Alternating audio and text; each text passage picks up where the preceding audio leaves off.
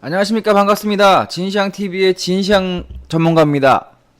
오늘은 2018년 11월 26일 월요일입니다.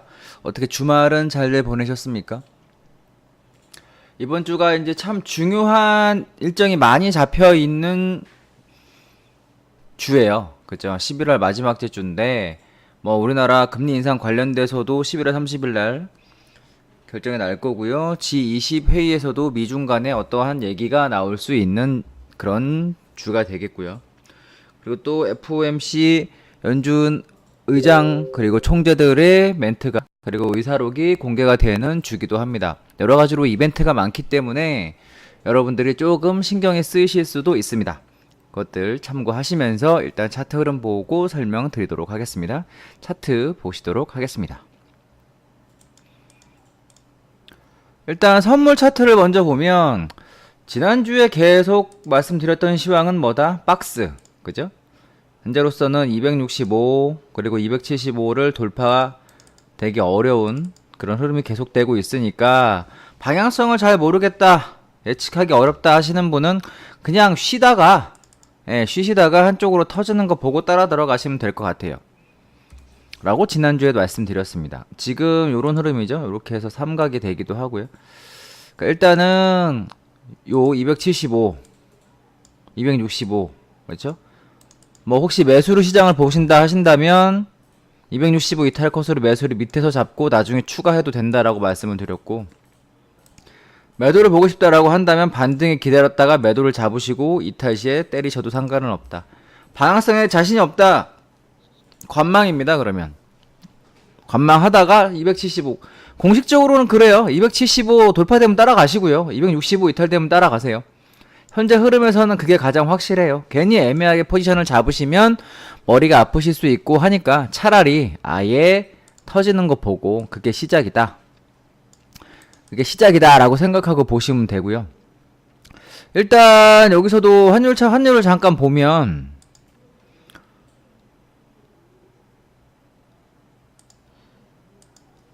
환율도 잠깐 보면 이런 모습이죠.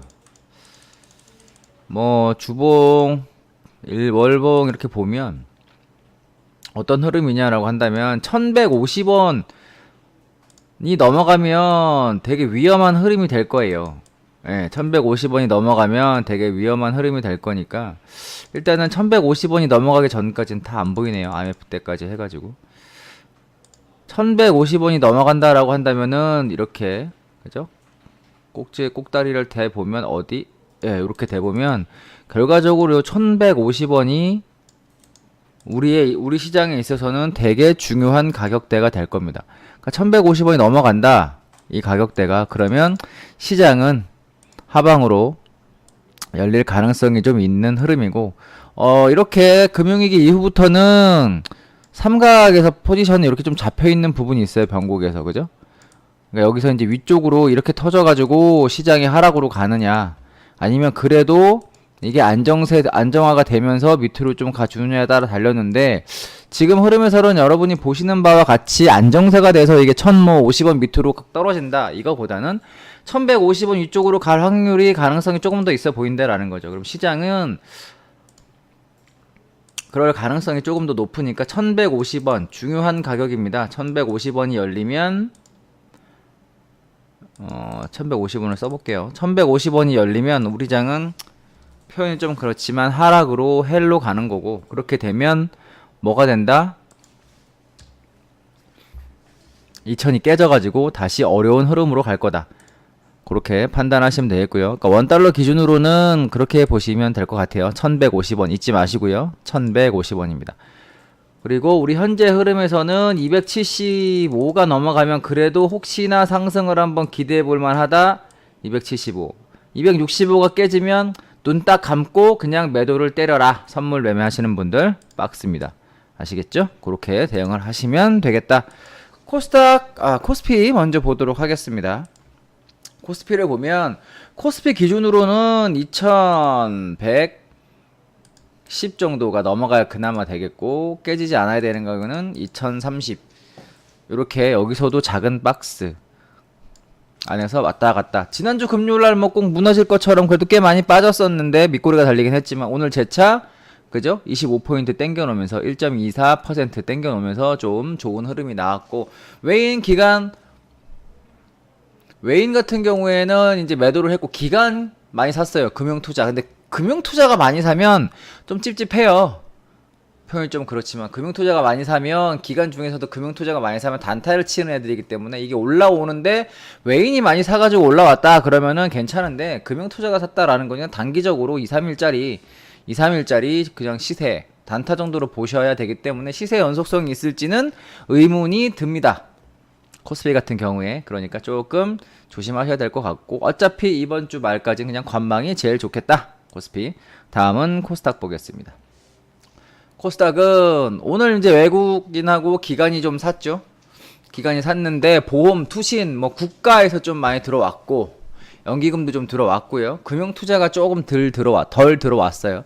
그러다 보니까 코스닥은 조금 안정세가 있어 보이고, 시총 상위 종목인 제약 바이오 쪽에 셀트리온 제약, 셀트리온 헬스케어, 그리고 뭐 스튜디오 드래곤, 기타 뭐 펄어비스, 시총 상위 종목들은 코스닥에는 많이 들어온 상태입니다. 그래서 아직은 요런 흐름에서의 패턴상을 돌파는 하지 못했기 때문에 그래도 조심해 볼 필요는 있겠지만, 그래도 어느 정도 안정세. 하지만 개인적으로는 시장 자체가 횡보로 보고 있고, 이게 깨지면 675가 깨지면 오히려 이제 밑으로 내려갈 여지가 있으니까 조심을 해보자. 생각보다 G20에서 미중 정상들이 만나서 한다고 해서 쉽게 타결될 걸로 보이진 않아요. 그게 뭐 그죠? 자기네들의 이제 미래를 위해서 거의 보이지 않는 전쟁을 하는 거기 때문에 쉽게 지금까지와 있었던 모든 걸 툴툴 털고 한번 해결된다, 이건 조금 아니라고 보고 있습니다. 그러니까 조심하셔야 될 부분은 있겠다. 국내 시장 봤고요. 이제 해외 시장을 조금 보면 다우부터 볼게요. 다우 같은 경우에 보시면은 이렇게 아직은 그죠?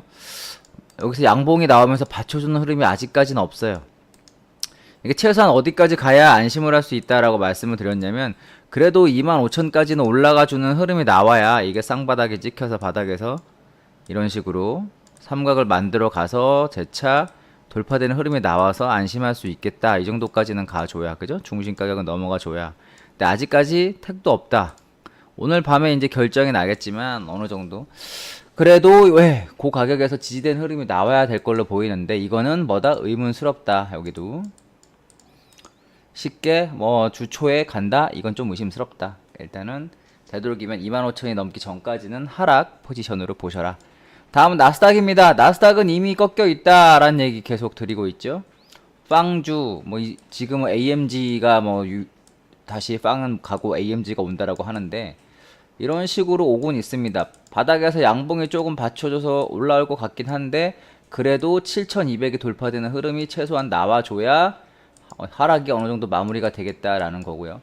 상승으로 다시 돌리려면 지난번 요 정도 되는 7,600을 넘어가야 재차 그냥 상승이다라고 인정이 되겠습니다. 이 구간까지 온다라고 해도 의심스럽다라고 얘기를 했고요. 반등의 매도를 치셔서 해외 선물 나스닥 포지션을 짜실 분들은 7,600 돌파 컷으로 해가지고 저 박스 구간에서 올라와 주면 한번 올라와 주면 한번 이 구간에서 잡아보는 건 나쁘지 않겠다.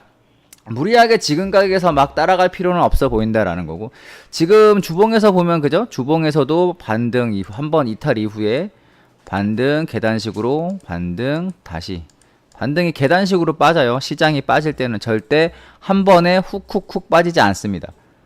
계단식으로 빠지고요. 한 번은 재차 올라와서 옆으로 좀 기다가 빠지게 돼도 빠지게 될 거예요. 그러니까 조금 더 보수적으로 기다리셔서 올라오면 반등에 친다라고 생각을 하시면 편할 걸로 보입니다. 다우는 설명드렸고, S&P 같은 경우에도 그죠? 요 가격대 그리고 요런 흐름에서 이미 무너져 있는 흐름이 있는데, 얘가 아직 양봉이 나온 게 아니어서 이 구간에서 의심스러운 부분이 있다. 다우하고 나스닥은 지지가 안 돼서 의심스럽고, 정정 다우하고 S&P는 양봉이 안 떠서 약간 지지가 됐는지 의심스럽고, 이미 나스닥은 무너져 있다. 그래서 전반적으로 상승으로 보기는 쉽지 않다. 하락 흐름으로 보고 있으니까 일단은 매도를 치려고 노력하고, 2750에서부터 2800까지 올라온다면 S&P 같은 경우에도 이 구간에서는 컷이 짧고 2800 돌파 컷으로 잡으시면 되니까 2800 돌파 컷으로 반등에 매도를 잡고 반등에 모으셔라. 하락 포지션을. 상승 포지션보다는 하락 포지션을 모으시는 게 일단은 조금 더 좋아 보입니다. 그렇게 대응을 하셨으면 좋겠습니다.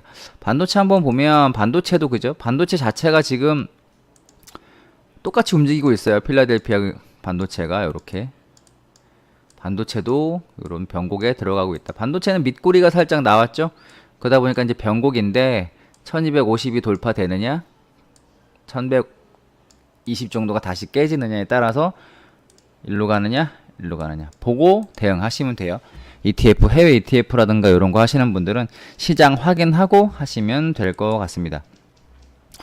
전반적으로 해서 오늘 시장을 총평을 한다면 오랜만에 코스닥은 기관이 매수를 들어왔다. 이번 달 들어서 11월 들어서 처음이에요. 기관이 매수로 들어온 게 처음이고 코스피 같은 경우에는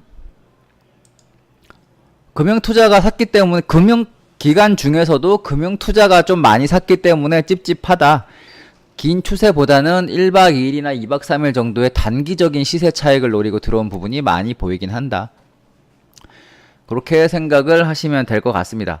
근데 뭐 사모펀드, 국가 뭐 연기금 들어오긴 있는데 이 정도 갖고는 아직 약해 보인다라는 거고요. 특히 금융투자가 되게 많이 샀다라는 게 조금 더 찝찝한 부분이 있다. 잊지 마시고 외국인은 들어온 부분은 없습니다. 외국인이 들어와야 조금 더 좋아질 텐데, 그죠? 그러니까 전반적으로는 시장이 눈치를 보고 있고 우리뿐만 아니라 메이저들도 눈치를 보고 있으니까 여러분들도 주 후반까지 보수적인 대응 하시고 환율 기준은 1150원입니다. 1150원이 돌파되는 순간 지옥문이 열릴 수 있으니까 꼭 참고하시고 매매를 그리고 시총 상위 종목들을 하시는 분들은 꼭 ETF 인버스로 해지를 해 놓으시기 바랍니다. 그렇게 하셔야 나중에 그 해지가 오히려 큰 수익으로 여러분을 살려줄 수 있으니까요. 꼭 보험은 들어 놓으십시오. 수고 많이 하셨고요. 고생하셨습니다. 내일 뵙겠습니다. 전 진시황TV의 진시황이었고요. 채널 구독과 좋아요는 저에게 큰 도움이 되니까 구독과 좋아요 부탁드립니다. 내일 뵙죠.